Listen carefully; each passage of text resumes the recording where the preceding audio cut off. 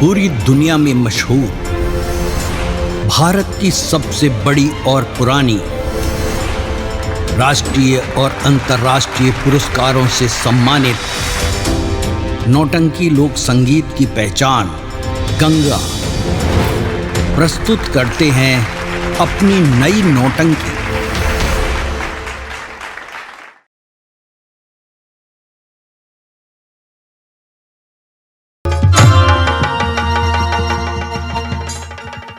आज मैं क्या दिख रहा हूँ और आज तक मैं साधु संतों का इंतजार करते आया। आज तक भी साधु संतों की टोली मेरे दरबार तक नहीं आई। जब तक मैं साधु संतों को भोजन नहीं कराता हूँ तब तक मैं भी भोजन नहीं करता हूँ। कुछ समय और इंतजार कर रहा हूँ, देखता हूँ कहीं से साधु संतों की टोली आती है या नहीं।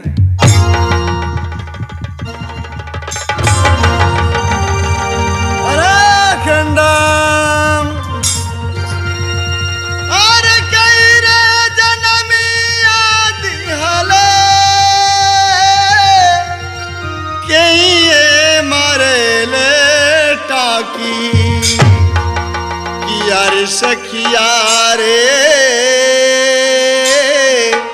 अरे सखिया रे, कवन भैया आवेल बोला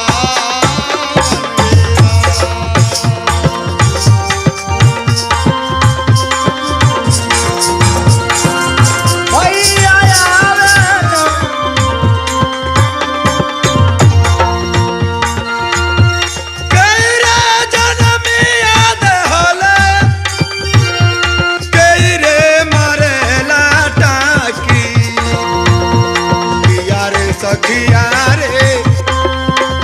सखिया रे, कमल भैया आवेले बोलावे।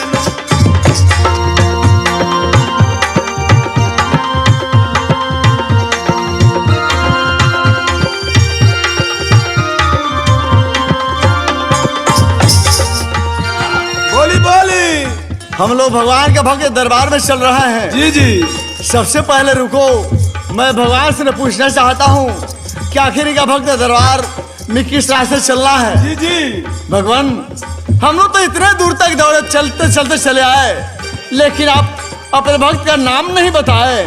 आखिर आपका भक्त का नाम क्या है? तो आप जानना चाहते हैं कि मेरा भक्त का नाम क्या है? हाँ भगवान, मेरा भक्त का नाम राजा मोरध्वज है। क्या आपका भक्त का नाम दानी राजा मोरध्वज है? हाँ भगवान, आपने जो कहा मैं समझ गया। आज दान राजा मोरध्वज दरबार में पहुंचने ही वाले हैं हम लोग। हाँ हाँ, चलते रहिए। चलिए।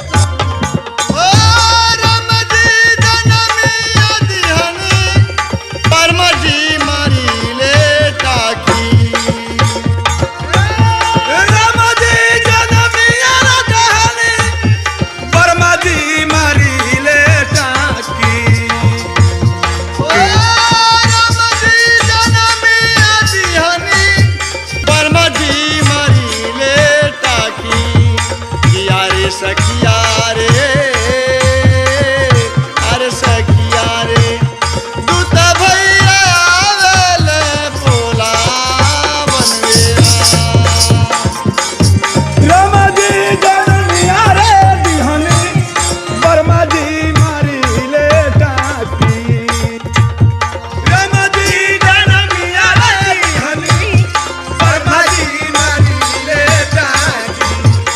यारे सखिया रे, अरे सखिया रे, तू तो भैया आवेले बोला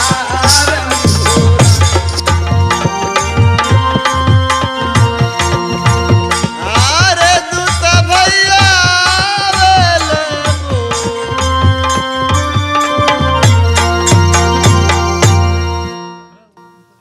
राजन। हाँ भगवान बोलिए। दानी राजा मोरध्वज के दरबार के करीब हम लोग पहुंच चुके हैं। पहुंच चुके हैं? हाँ। कहाँ है वो दरबार? बस थोड़ा 10 कदम आगे बढ़िए, देखिए दरबार सामने दिख रहा है। भगवान, आप और आगे बढ़ाएंगे ही तो ठीक है, चलते रहिए। चलिए। अरे माई बाबा जनमिया रे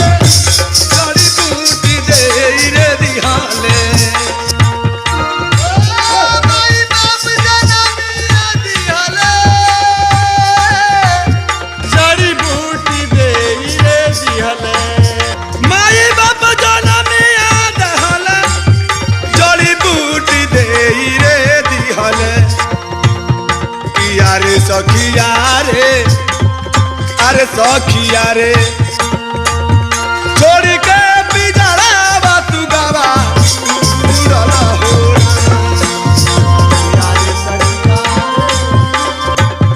दूत भैया आवेले बोला बनवेरा किया रे सखिया रे दूत भैया आवेले बोला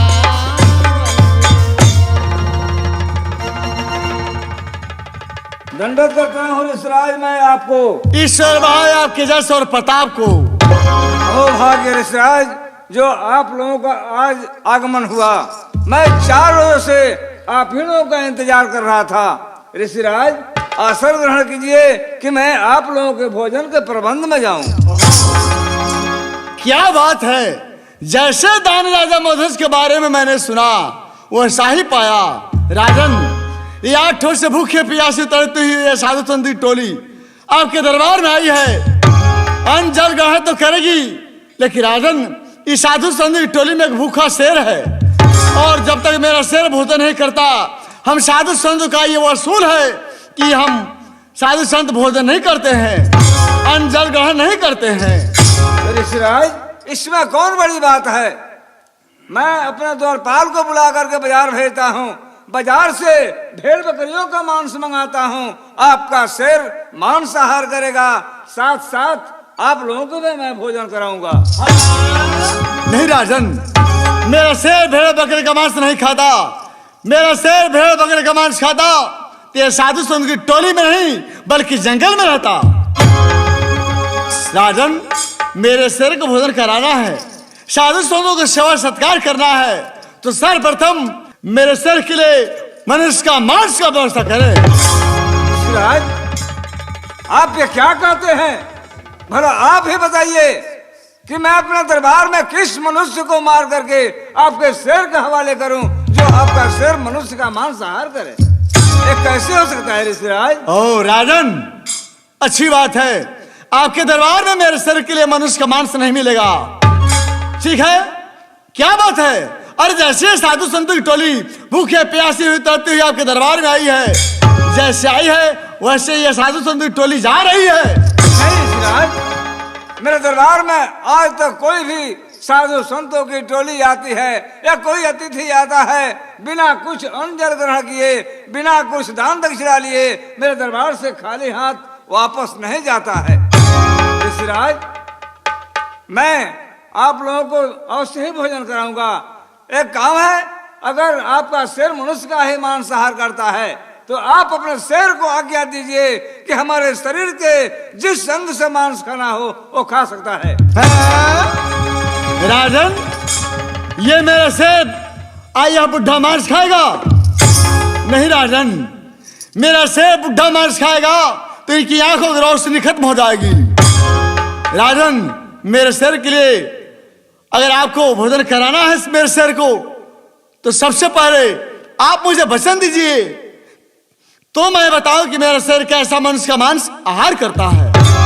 ऋषिराज, मैं वचन दिया, आप फरमाएं कि कैसा मनुष्य का मांस आहार करता है। राजन, आपने मुझे वचन दिया है, आप जानते हैं कि जुबान से निकली हुई बोली और बंदूक से निकली हुई गोली कभी वापस नहीं होती। आपने वचन दिया है, याद रखिएगा। मेरा वचन सुन करके, मेरा शब्द सुन करके ऐसा ना हो कि आप अपना कदम अब पीछे मोड़ लें।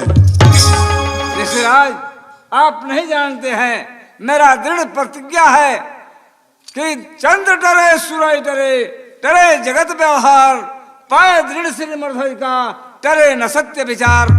मैं अपने सत्य मार्ग से कभी भी विचलित नहीं हो सकता हूँ। राजन, आपने मुझे वचन दिया है, सुनिए जो मैं कह रहा हूं। मेरा शेर कैसा मनुष्य का मांस आहार करेगा कि राजन पहले हमारा शेरवा के खियावे के परी।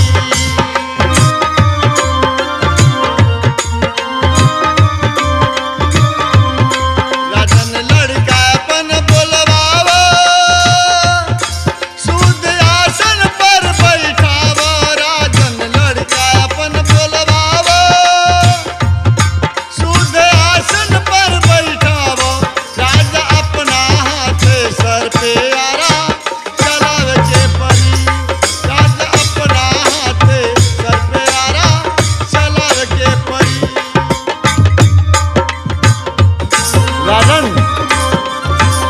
अगर आपको यह शर्त मंजूर है, होके शर्तियों मंजूर भोजन करब हम जरूर, होके शर्तियों मंजूर भोजन करब हम जरूर। आवे दाया नहीं आसुना बहावे के परी, आवे दाया नहीं आसुना बहावे के परी, आवे दाया नहीं आसुना बहावे के परी। क्षमा कीजिए ऋषिराज, मुझसे वचन लेकर के मुझे वचनबद्ध न कीजिए ऋषिराज। ऋषिराज, मेरे पास एक ही पुत्र है ताम्रध्वज, उसके सिवा इस दुनिया में मेरा कोई नहीं है ऋषिराज। ऋषिराज, ताम्रध्वज मेरा आंखों का तारा है, मेरे जीने का सहारा है, उसके सिवा इस दुनिया में मेरा कोई नहीं है। ऋषिराज, अगर चाहे तो आपके नाम से सारा राजपाट लिख दूं, अगर चाहे तो हीरे जवाहरात का बंडल बांध दूं। ऋषिराज, एक ही पुत्र है ऋषिराज, मुझसे पुत्र न मांगे ऋषिराज, मैं आपके पांव पड़ता हूँ ऋषिराज। राजन, शायद आपको पता नहीं, हम साधु संत के लिए दौलत और महल जंगल होता है। अरे नहीं चाहिए राज और नहीं चाहिए ताज, चाहिए तो आपका पुत्र का मांस। खिलाना है तो ही बोलिए, नहीं खिलाना है तो ही बोलिए, हम यहाँ से भूखे प्यासे वापस चले जाएंगे। लेकिन याद रखिएगा, हमें चले जाने के बाद आप दानी नहीं बल्कि महापापी कहेंगे। ऋषिराज, मेरे दरबार तक कोई भी अतिथि आया है, आज तक मेरे दरबार से खाली हाथ वापस नहीं गया है ऋषिराज। ऋषिराज, जिस तरह उस बालक पर मेरा अधिकार है, उसी तरह उस बालक पर महारानी का भी अधिकार है। आप चाहें तो मैं पहले महारानी से पूछ करके आऊं। राजन, आप हमें महारानी से राय लेना चाहते हैं तो ठीक है, हमारी आज्ञा है कि महारानी दरबार में हाजिर हो।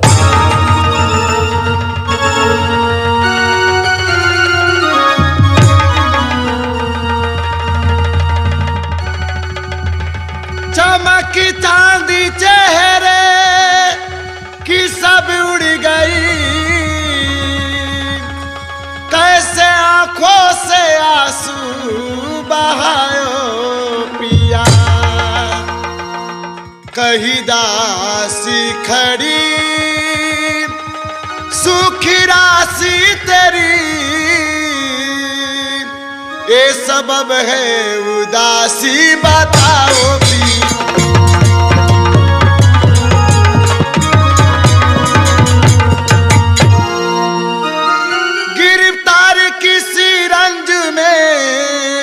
हुए आप सरकार,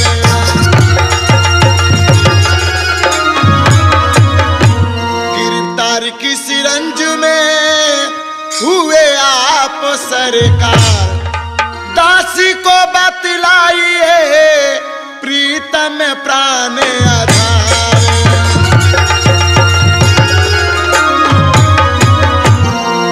स्वामी, आपके आंखों में आंसू, इसका कारण क्या है स्वामी?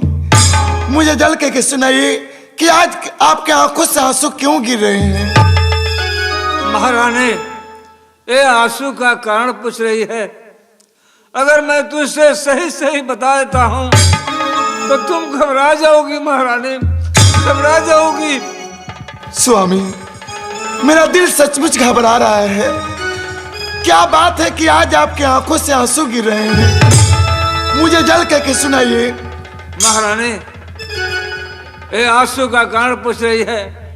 अपने दरबार में 2 अज्ञात महात्मा लोग आए हैं। उन लोगों के साथ में एक भयानक शेर है जो 8 रोज से भूखा है। उस शेर को भोजन कराने के लिए मैं ताम्रध्वज का दाया अंग का मांस दान दे चुका हूँ। नहीं स्वामी,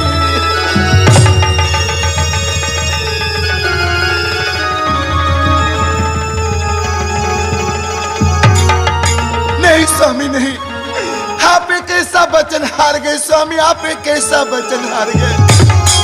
स्वामी, मेरा एक ही पुत्र है, मैं जब तक अपने पुत्र को नहीं देखती हूँ तब तक मुझे चैन नहीं आता है। और आप हमेशा हमेशा के लिए मेरे पुत्र को एक शेर के हार के लिए दान में दे चुके हैं।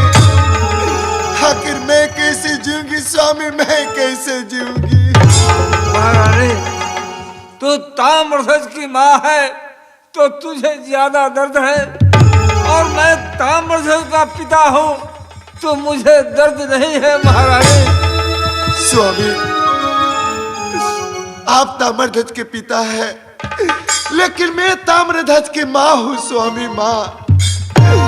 एक माँ अपनी आंखों के सामने, एक माँ अपनी आंखों के सामने अपने पुत्र को बलि चढ़ते हुए कैसे देख पाएगी? ये बात मैं कैसे सहन कर सकूंगी कि मेरे आंखों के सामने, मेरे ही आंखों के सामने मेरे पुत्र के एक शेर नोच नोच कर खाए? ये बात मैं कैसे बर्दाश्त करूंगी स्वामी? महारानी, अब मेरे पास कोई उपाय नहीं है कि मैं बेटा ताम्रध्वज को बचा सकूं। महारानी स्वामी,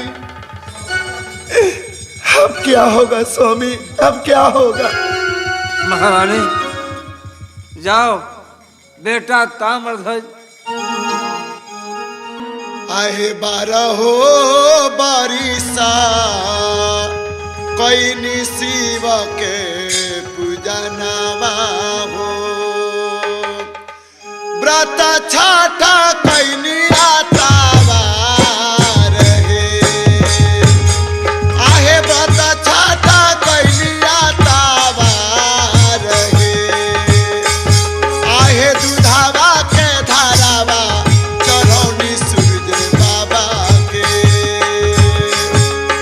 दूधावा के धारावा चढ़ौनी सूरज बाबा के। तब भैले कसांतान रहे। आहे तब भैले बबुआ हमार रहे।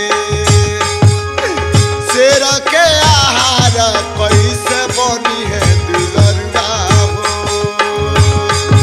आहे शेर के आहार कैसे बनी है दुलरुआ हो। मेरा बेटा प्राण के आधार है। मेरा बेटा प्राण के आधार है। शेर के आहार कैसे बनी है दुलरुआ हो। शेर के आहार कैसे बनी है दुलरुआ हो। मेरा बेटा प्राण के आधार है। मेरा बेटा प्राण के आधार है स्वामी। मेरा बेटा प्राण के आधार है।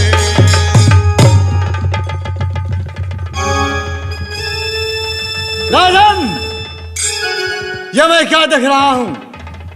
यह साधु संत टोली 8 वर्ष भूखे प्यासे तड़पती हुई आई है आपके दरबार में भोजन करने। अरे आप लोगों की आंखों में आंसू देखने नहीं आई है? महारानी, बोलो महारानी, तुम अपने पुत्र का मांस मेरे शेर को खिलाने के लिए तैयार है? ऋषिराज, मेरा तो एक ही पुत्र है ऋषिराज। क्या एक माँ से उसका पुत्र छीन लेना चाहते हैं ऋषिराज? मेरे पति वचनबद्ध है, उस वचन के बदले आप जो मांगे हम आपको देने के लिए तैयार हैं ऋषिराज। लेकिन मुझसे मेरा पुत्र ना मांगे ऋषिराज, मुझसे मेरा पुत्र ना मांगे। महारानी, महारानी, शायद तुम्हें पता नहीं, हम साधु संत के लिए दौलत और महल जंगल होता है। अरे नहीं चाहिए तुम्हारा राज और नहीं चाहिए तुम्हारा ताज, चाहिए तो तुम्हारे पुत्र का मांस। खिलाना है तो ही बोलो, नहीं खिलाना तो ही बोलो। हम जैसे भूखे प्यासे आपके दरबार में आए हैं, हम वापस चले जाएंगे। लेकिन याद रखना महारानी, तुम्हारे ये पति दुनिया में दानी राजा मूर्धन नहीं कहेंगे, बल्कि महापापी दानी राजा मूर्धन कहेंगे। नहीं, नहीं, नहीं, नहीं, मेरे पति दानी हैं और दानी ही रहेंगे। स्वामी, आप कृपया करके हमें क्षमा कर दे। मैं अपने पुत्र के मुंह में पड़ के आपके वचन के ऊपर ध्यान नहीं दी। हमें क्षमा करे स्वामी, हमें क्षमा।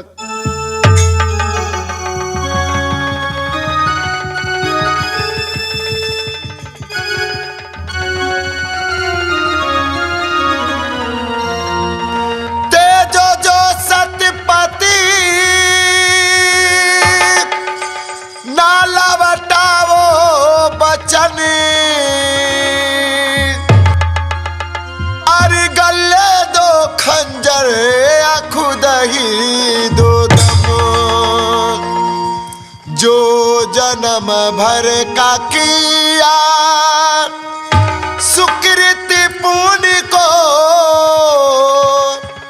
ओ मुफ्त में न आज गवाओ पिया।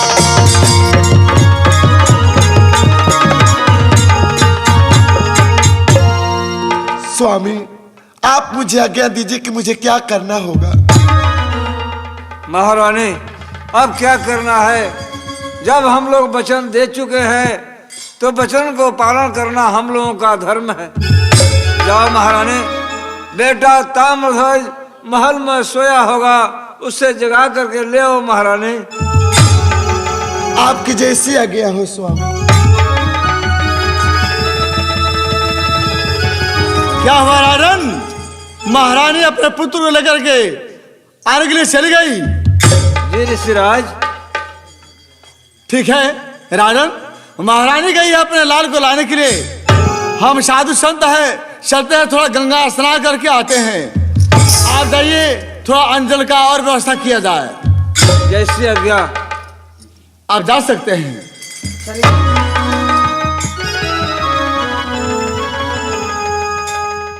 मैं एक 12 बरस के लड़के से इनका घमंड नहीं तोड़वाया तो मेरा भी नाम कृष्ण नहीं।